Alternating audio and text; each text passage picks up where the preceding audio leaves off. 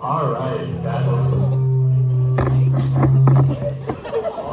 that is the first popping piece.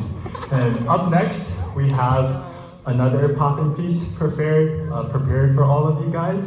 And unlike the last one, this piece will sort of have more of an open style choreo, but we will be incorporating a lot of popping techniques into it. So to sort of give a breakdown, we will sort of lead you through a journey.